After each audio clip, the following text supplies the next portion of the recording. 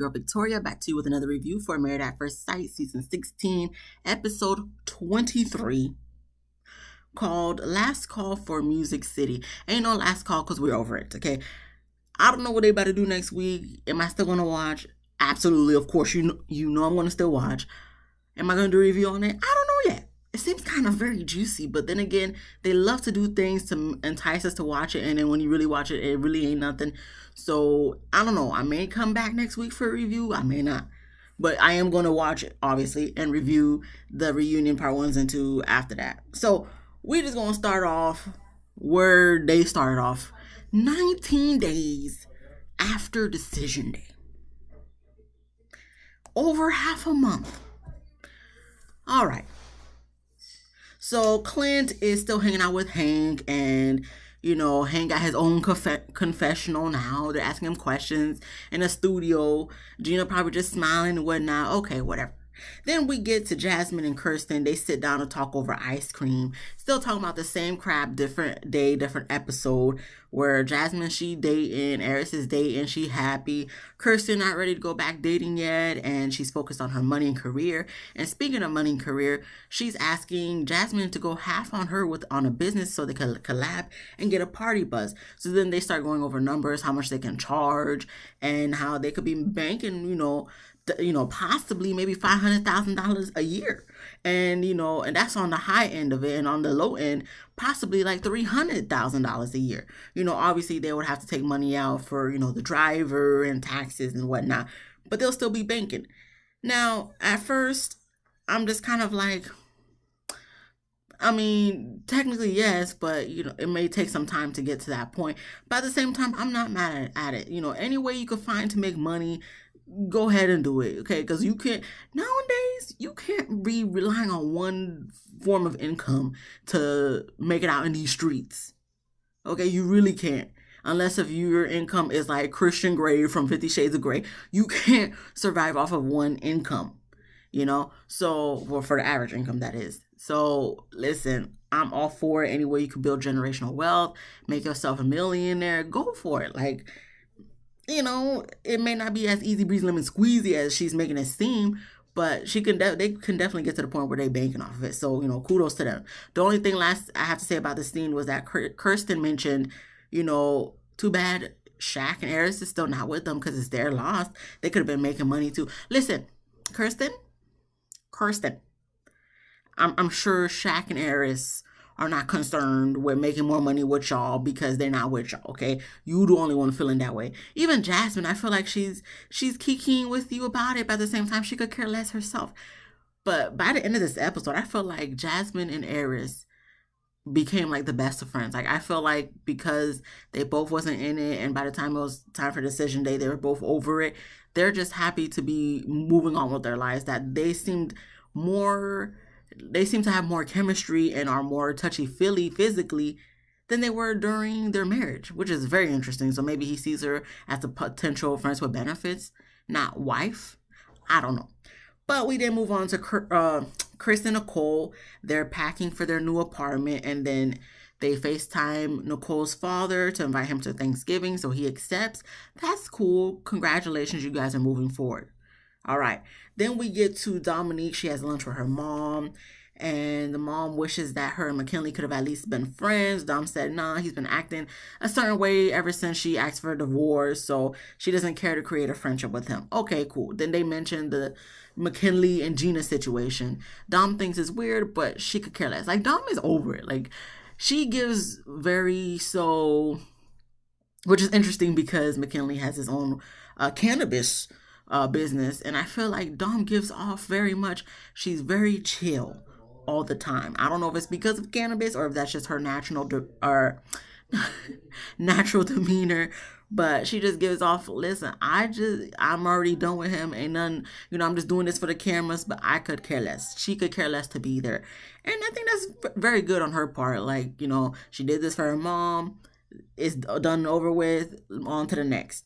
So then she comes into saying, but there is one person who has caught her eye, and it's Gil. So of course, since the mom is a huge fan of Married at First Sight, she's like, the firefighter. So yes, the firefighter mom. So she has a scheduled Zoom, FaceTime, whatever with him later on, and the mom is intrigued. I am intrigued too, but I already know it ain't about to go nowhere. So then we move on to Aerys. He goes on a date with a girl named Kendra. Who's Kendra, you ask? Well, apparently she applied for Married at First Sight as well, and she didn't get picked.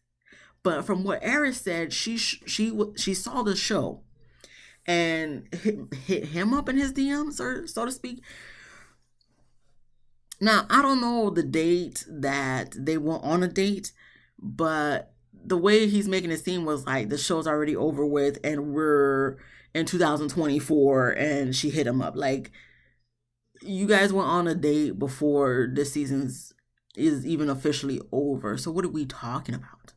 See, this is why I be trying, like, y'all be trying to make it seem like, oh, no, it didn't happen that way. Y'all just a big facade at this point. Because if you follow Maths Fan on Instagram, she already said homegirl that went on a date with Clint applied for Married at First Sight as well, and she was in the casting.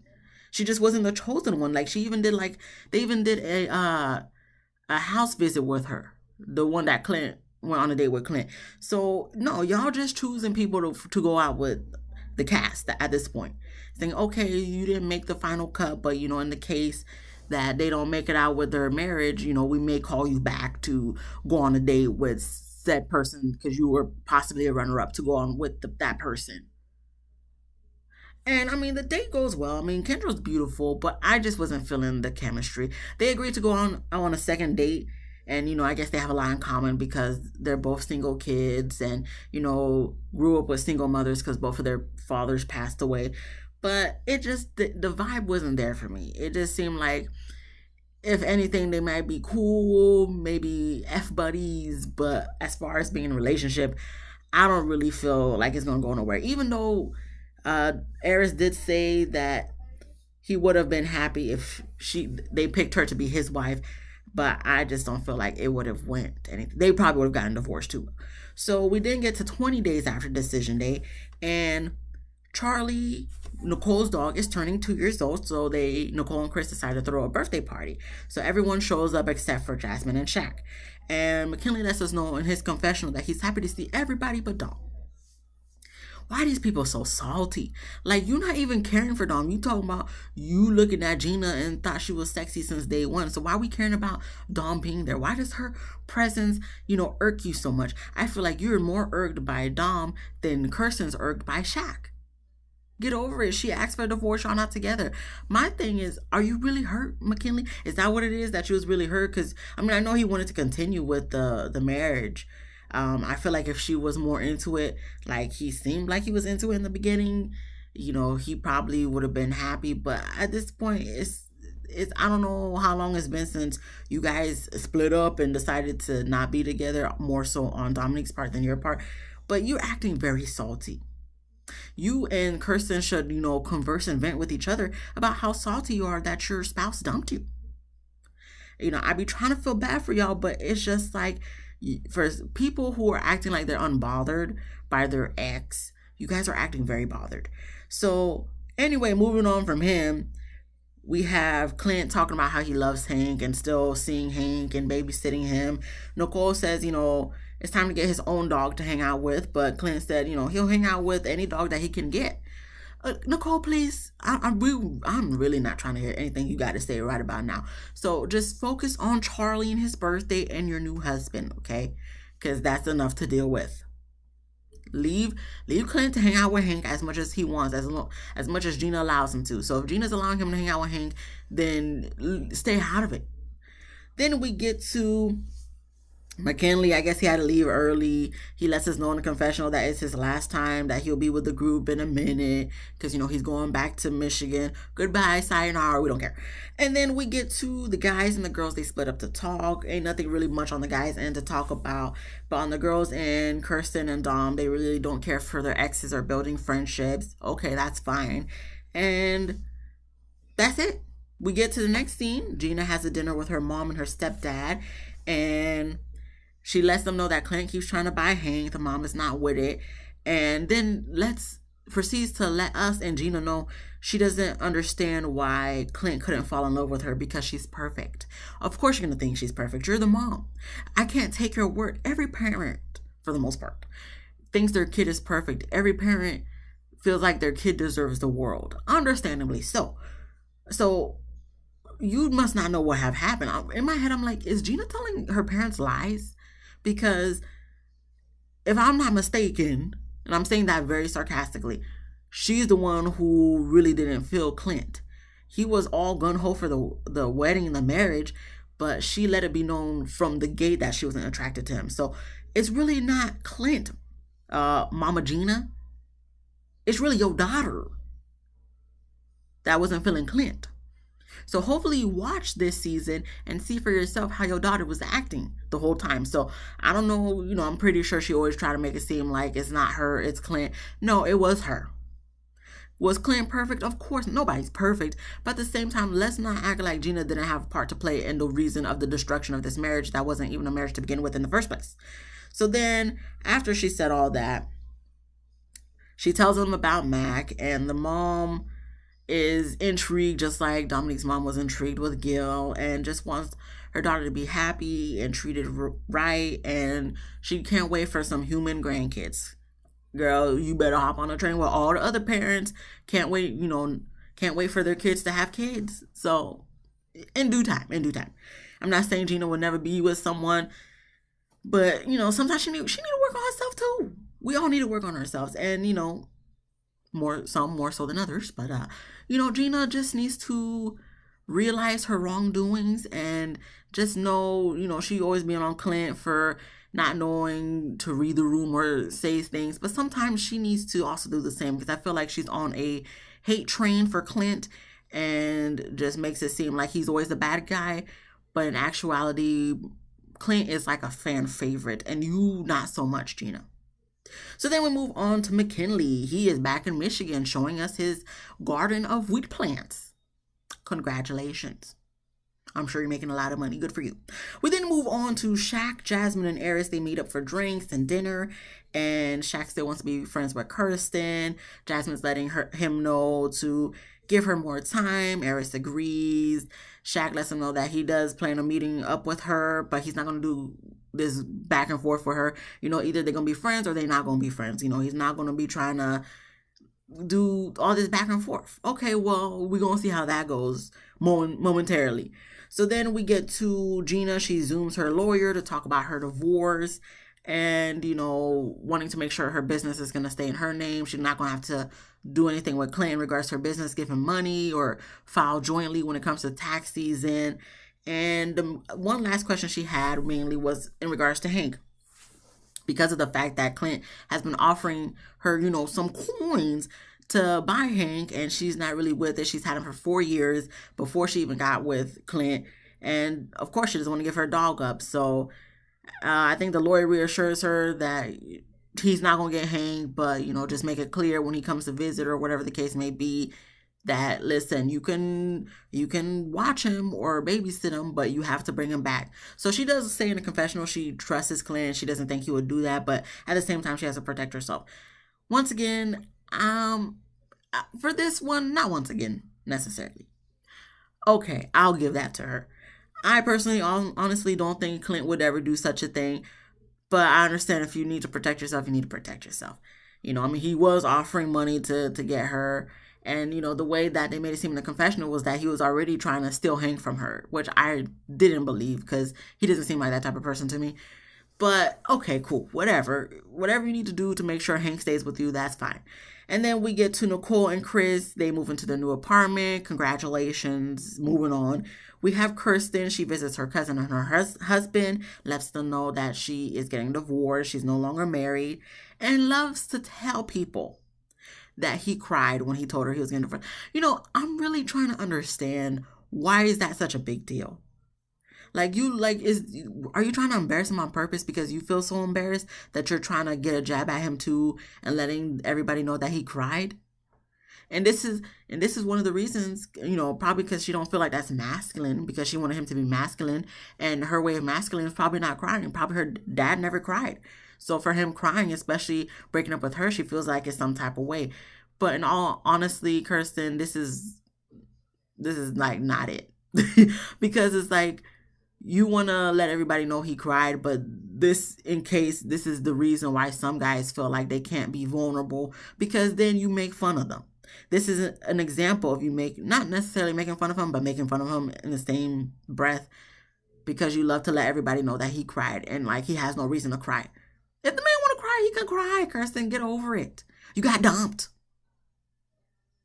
Anyway, she says she's gonna be meeting up with him, but she's kind of back and forth on why she should see him or whatnot. The cousin lets us know in the confessional, if he broke up with her, she ain't gonna be seeing nobody. That's it. There ain't nothing more to talk about. She even asked Kirsten why she want to see him again. So, of course, Kirsten wants that closure and wants the full reason of why he wanted the divorce. Kirsten is giving very much bitterness, never gonna get over it. You're gonna be telling all your days that you go on with that homeboy dumped you and you are the prize. Anywho, we then get to anything else to take from that? I think they ask her if she misses him, and she says she don't miss him. She don't miss him. She's just hurt and upset that he dumped her. That's really what it is. That's all it is. The last thing I will say about that scene is her cousin is gorgeous, and Kirsten and her family are gorgeous people. That's it.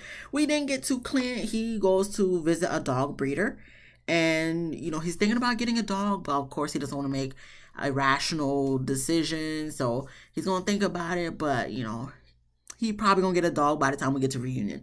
So there's that.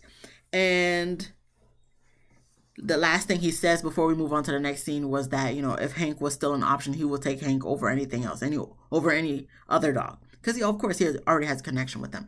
Then we get to Dom, this awkward scene of her zooming Gil, and it kind of goes left because she explained that she ended things with McKinley prematurely. Gil thinks that she should have, try to make it last, because sometimes you never know. You never know what's going to happen. I know that kind of was lackluster, but that's more so what he was trying to say. Listen, Gil, not everybody going to be putting up with BS just because you went through the whole 8 weeks with homegirl Mirla, okay? You did all that for what? Y'all not together? So why waste the time? Some people would have been out from jump. So she wasn't feeling it. She wasn't in it. So she ended things. I mean, regardless if it was in the beginning or after the 8 weeks, I feel like McKinley would have been salty about it regardless. So it's okay, because she even explained that, he's been acting some sort of way. So Gail was like, oh, okay, whatever. So then that's when she shot her shot, saying, she had a crush on Gil, so to speak. Didn't say that word for word. I'm just paraphrasing. And he ain't take the bait. He just said, oh, I appreciate it. And then that maybe they'll just talk later. Awkward much? Very much so. But, I think she tried. She shot her shot. The worst you're going to get is a no. That's what I always say. So on to the next one, which is going to be Clint. So then we get to 26 days after decision day. We are reaching 1 month after decision day. Y'all really y'all do the most. Okay, Married at First Sight producers, y'all just doing the most. Shaq and Kirsten meet up, and Shaq lets her know he never had malicious intent. Kirsten asks why he cried. I don't know why she's so stuck on this crying thing, but he lets her know he did get emotional because it was the first time he was choosing himself and what was doing what's best for him. So, pretty much I feel like he's saying he had a selfish moment and it made him emotional because he was actually standing his ground and sticking up for himself. Okay, cool, whatever. And he asks, where do they move on from here? Are they going to be cordial and friends? Kirsten said they will be cordial. So, I mean, they do hug when they meet up, more so Shaq giving her a hug and she just standing there looking stiff. But, after they agreed to be cordial, she stands up, waves, and leaves. And then Shaq wants to let us know that, see, this is what he was talking about, of her not being supportive and nurturing. Well, I will agree, Kirsten don't really give off the nurturing type. I feel like she tries to be supportive, but nurturing, I don't feel like she's a natural nurturer. She just stiff, okay? I will Agree with you there, Shaquille. She be stiff. She don't look like a person who will give you a hug when you cry. We've seen that firsthand when Jasmine was crying. Nobody hugged her, which I'm still kind of upset about. I think she did try to hug you when you went out feeling, in your feelings when y'all had a group dinner way back when, who cares what episode. But yeah, I would agree with you. She's not nurturing. However, y'all ain't married no more. So you can't expect her to be like huggy, feeling up on you. No, you broke up with her. So of course she's salty. So why would she want to be supportive and nurturing? I mean, she did reach out to you when your grandma passed. What else did you want? Y'all not together. Her reaching out to you was more than enough. So he said in this moment, I don't know what he expected her to do in this moment, but like, y'all not together no more. You broke up. You choosing yourself and she's choosing herself. She waved and gave you a little half smile and walked away. And that in that scene, I'm just like, okay, you can't be expecting her to give you anything when you guys are no longer pursuing anything together. So I don't understand why he was feeling in his feelings a little bit, because in that moment I'm just like, okay, Shaquille, listen, go back to New Orleans, Louisiana. Listen, I'm so sorry for your grandma's passing, and I'm not. Listen, okay, you got things going on, but at the same time, in this moment, I don't know what you expected of Kirsten from someone who's not even your wife, who's not even your friend. She said we can be cordial. Okay, she cordial. We didn't say no friends. And cordial is not even acquaintances at that point, is it? I don't know. You let me know, because, I be slow sometimes. But Shaquille, no, we're not doing this. We're not doing this. You say you're not going back and forth with her. She shouldn't have to go back and forth with you about being supportive. Nurturing, yeah, I get it. She ain't nurturing it at all whatsoever. But supportive, we're gonna move on. We get to the last scene because we don't see him for the rest of this episode. We get to the last scene. Everyone meets up to go axe throwing. I said it, freaking iPhone. Axe throwing, except for McKinley because he's in Chicago. Shaq because he's back in Louisiana. We don't know where Kirsten at. She probably just like she's probably over it because seeing Shaq again probably took another toll on her. So she needs to go and vent to her family and friends how he had the nerve to say this or that. Okay, whatever.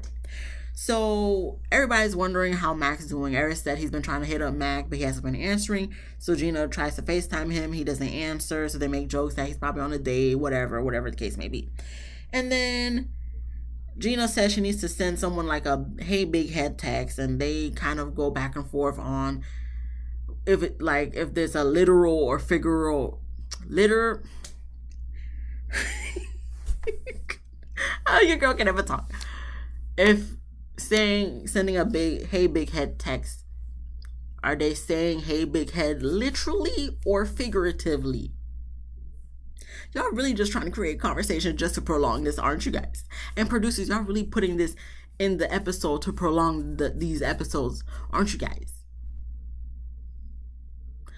Anywho, after that, I guess Clint and Dom was hugging or whatnot, and Nicole said Clint and Dom are getting very cozy, and they asked Dom if she would go out with Clint, and then she said possibly, and they all dare them to kiss, I guess if they make the bullseye or something like that, I don't know. But in the case, it goes to commercial for dramatic effect, comes back from commercial for dramatic effect. They ended up kissing. It wasn't no peck or nothing. It was a kiss. It was a low-key, sensual kiss. Okay, we was swapping saliva. After they finished their 20-second kiss, Clint goes back in for more, and Dom doesn't object. You see Gina's mouth. You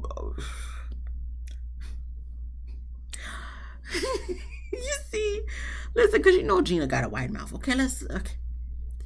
You see her wide mouth just all the way open, just agaped, just at the shock that they're just making out. And she lets us know in the confessional that it confirmed that Clint's not her guy because she didn't feel no jealousy. Why you keep saying all these things are confirmation? You wasn't feeling homeboy from day one. That should have been confirmation enough. You could stop with these confirmations because we know you don't like the guy.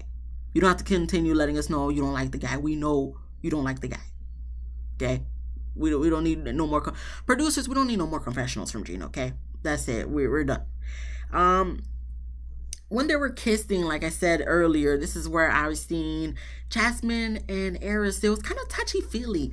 I don't know if it was a best friends vibe or friends with benefits vibes, but I'm like, y'all connecting way more after being in a relationship than when you were in a relationship. So that was very interesting to me. So I don't know if they're creating this facade that they, dating, but they really dating each other. I don't know.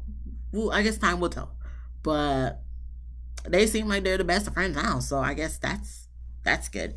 And then after that, they go around the room talking about what they have going for them for the future, whatnot. Did I listen to anything they said? No. Did I write down anything they said? No. And the last person to make a speech was Clint, and then they cheers. And then we see Clint and Dom leaving together, arm in arm. And that was the end of the episode. And then the next actual episode of season 16, Married at First Sight, is going to be Reunion Part 1, and then another one, Reunion Part 2. But before then, next week is going to be all the other people, the alumni, so to speak, coming to talk about what they've been up to and who's been dating within the Married at First Sight family and whatnot, and drama. Lindsay's still going to be acting a fool, and I guess Mindy, I forgot from which season. And I mean, I watched the season. I've been watching since season 7 or season 8 of Married at First Sight. She's with Steve, possibly. Who knows? Henry consummated the marriage, possibly with his wife at the time of season 11. I don't know. It's a lot going on. I guess we're going to have to figure it out. In the case, if it's juicy enough, I guess I'll come back and do a review. We'll see at this point, because, Married at First Sight clearly don't want us to stop watching and talking about them. So that was it. That was the end of the episode. I hope you liked this video. If you do, please give me a thumbs up. If you laughed at least once, please subscribe. If you didn't laugh, come back next week. Hopefully I can make you laugh if I do watch whatever Lindsay storming off about on the stage.